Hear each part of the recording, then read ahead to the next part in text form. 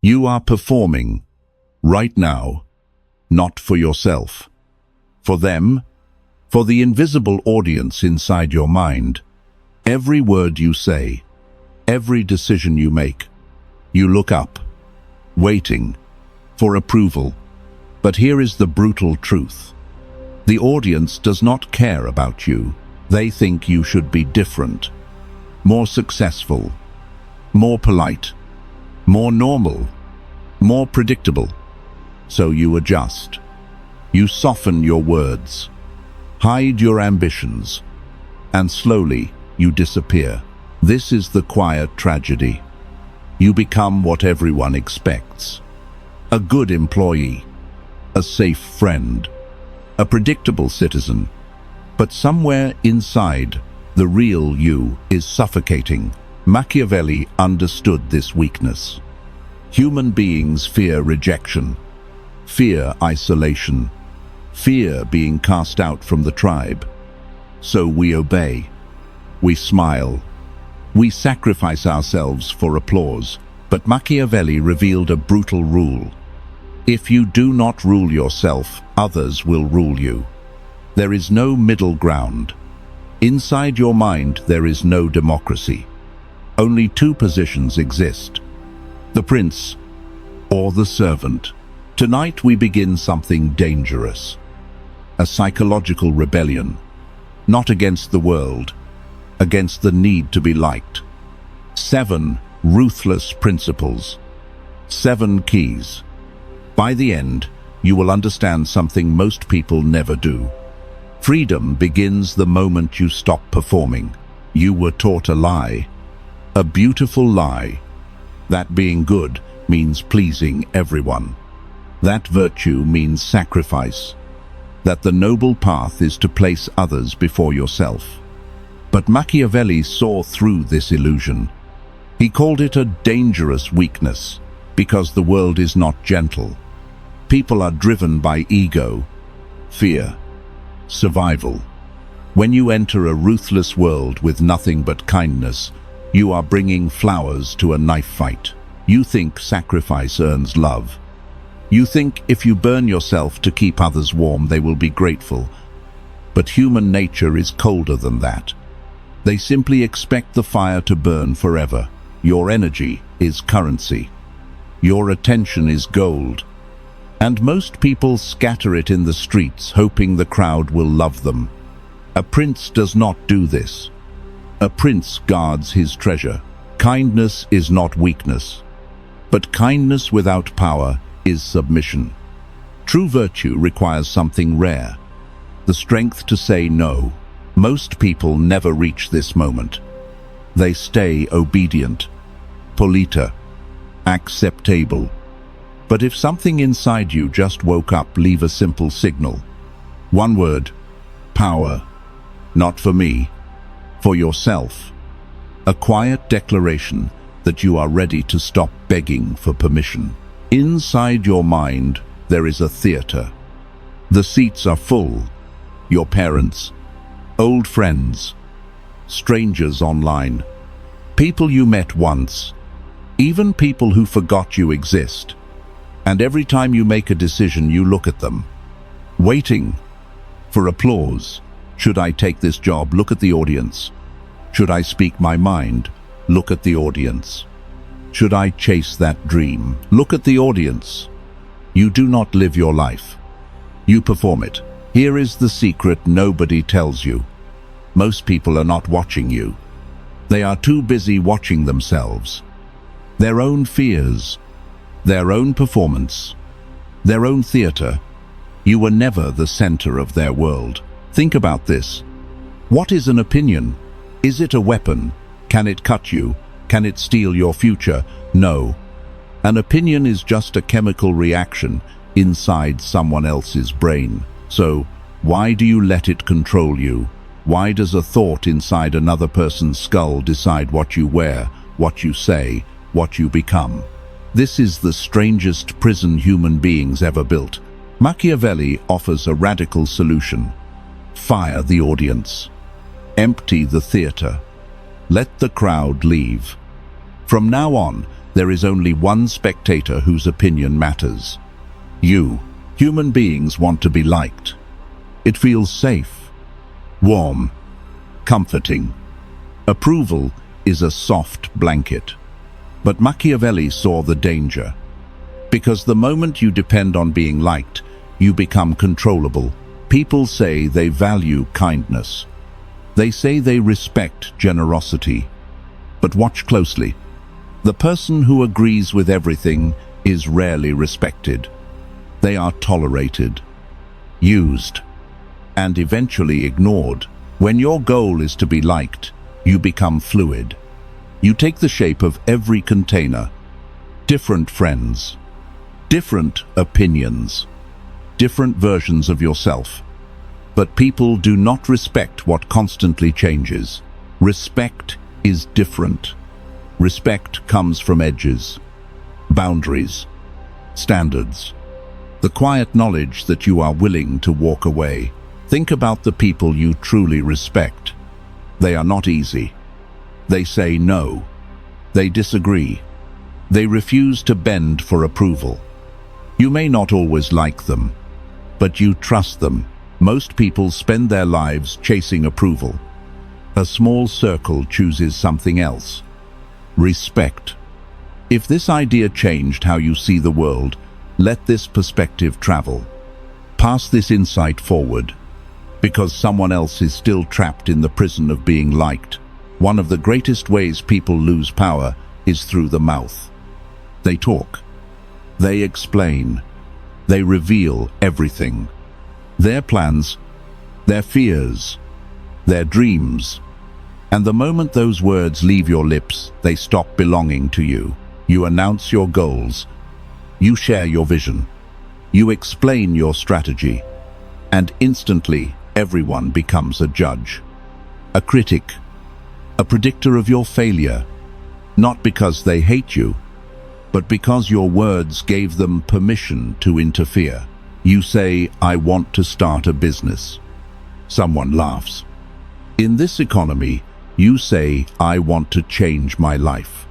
Someone warns, "Be realistic." And suddenly, the sky feels heavier. Not because you cannot fly, but because doubt was tied to your ankle. Machiavelli understood something powerful. A ruler never reveals the full plan. Not until the move is already made. Because plans invite resistance. But results silence everyone. Your ideas are fragile. In the beginning, they are seeds. Small, unprotected. Expose them too early, and the winds of doubt will destroy them. So build quietly. Grow quietly. Let the roots spread underground. Then one day, you reveal the result. The new life, the new strength, the new reality. And suddenly the same people who doubted you fall silent. Because arguments are for plans.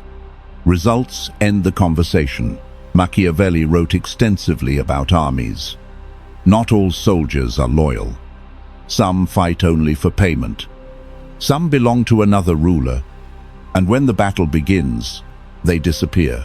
He called them mercenaries and auxiliaries, dangerous allies. In peace, they drain your resources. In war, they abandon you. Look carefully at your life. Who are the mercenaries? The ones who stay when you provide value, when you pay, when you entertain, when you carry their weight. And who are the auxiliaries? The ones who drag you into their chaos, their complaints, their endless drama, their small wars that have nothing to do with your mission. Living for yourself requires surgery, a brutal audit of your alliances. Some relationships must end, not because you hate them, but because they are heavy. Most people fear this moment. The empty room, the silence, the social winter. But Machiavelli understood something. Isolation is not punishment. It is a filter. There is one resource even kings cannot recover. Time. Money returns. Power returns. Opportunities return. But time, once it falls, disappears forever. Look at where your time goes. Hours listening to complaints. Conversations that change nothing. Problems people refuse to solve. You call this friendship, but often it is just slow theft. Machiavelli understood boundaries. A prince is not available to everyone. He has walls, guards, gates. Yet your mind is wide open. Notifications, messages, requests, invitations. Everyone wants a piece of you. Your attention, your energy, your time. And the tragedy is that you keep saying yes. Understand this rule. Every time you say yes to something meaningless, you say no to something important. Your craft, your health, your future, your empire. Learn this word. No. Say it calmly, without guilt, without explanation, because the moment you protect your time, your life stops belonging to everyone else. There is a moment after the noise fades, after the audience leaves, after the distractions die, a strange silence appears. Most people run from this silence. But this is where power begins. Machiavelli had a word for this state. Virtu. Not virtue in the moral sense, but capability, force, the ability to face chaos and shape it. Virtue is dangerous because it appears the moment you stop blaming the world. No more excuses, no more victims, no more stories about why you cannot act. Blaming others is comfortable. It protects your ego, your family, your boss, society, circumstances. As long as they are guilty, you remain innocent and powerless. But the moment you take responsibility, everything changes. Now, if you fail, it is your fault. If you succeed, it is your victory. This weight is terrifying. Because this weight is the crown, most people avoid this moment. Because the crown is heavy. But the ones who accept it become something rare. A person who cannot be controlled. There is a final chain most people never break. Need. The need for approval. The need for comfort. The need for someone to validate their life. Every need is a handle. A place where someone can grab you. Control does not require chains. Only dependency. If you need praise, someone can silence you by withholding it. If you need belonging, someone can exile you. If you need comfort, someone can threaten it. Machiavelli understood something brutal. The man who needs nothing cannot be controlled. No approval, no permission, no audience. This does not mean you stop caring about people. It means your direction no longer depends on their reactions. And that is the quiet power few people ever reach. A life driven by purpose, not applause, not fear, not approval, just direction. Freedom sounds beautiful, romantic, heroic. But Machiavelli understood something most people ignore. Freedom has a price. When you stop living for approval, something strange happens. The crowd gets quieter, fewer invitations, fewer messages, fewer people who feel comfortable around you, because independence is unsettling. Most people need mirrors. They need others to reflect their beliefs, their habits, their comfort. The moment you stop following the script, you become strange, difficult, intimidating. Not because you changed, but because you stopped pretending. This is the test.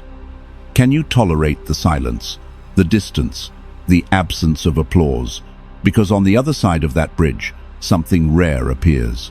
A life that finally belongs to you. No script, no performance, no permission, just direction, just purpose, just freedom. There comes a strange moment in this journey. You look back, and you barely recognize the person you used to be. The one who needed approval, who feared rejection, who explained everything. That version of you was constantly negotiating, trying to keep everyone comfortable, trying to stay acceptable, but every negotiation had the same cost. A small piece of your freedom. The transformation does not happen when you gain power. It happens when you stop asking for permission. Permission to think. Permission to act. Permission to become. Most people never reach this stage. They stay trapped inside invisible contracts, unspoken rules, social expectations, invisible scripts written by someone else. But when you finally stop performing for the crowd, a strange authority appears. Not loud, not aggressive, just undeniable. The authority of someone who belongs to himself, and that is the final shift. You stop asking, will they approve? And you start asking something far more dangerous. Is this the life I choose? At the end of this journey, something subtle happens. The world does not change. People do not suddenly understand you. The crowd does not disappear. Life remains chaotic, unpredictable, complicated, but your relationship with it changes. You no longer move according to the crowd's rhythm. You no longer adjust your direction to match their expectations. The invisible strings that once pulled you are gone. Approval no longer steers you. Fear no longer stops you. And rejection no longer defines you. This is the quiet victory. Not fame, not applause, not recognition, but sovereignty, the rare state of owning your own life. From this point forward, you walk differently. You speak differently. You choose differently. Not because you want power over others, but because you finally have power over yourself. If this way of seeing the world resonates with you, stay close, because this journey into psychology, power, and self-mastery has only begun. Subscribe, turn on the bell, and do not miss the next lesson.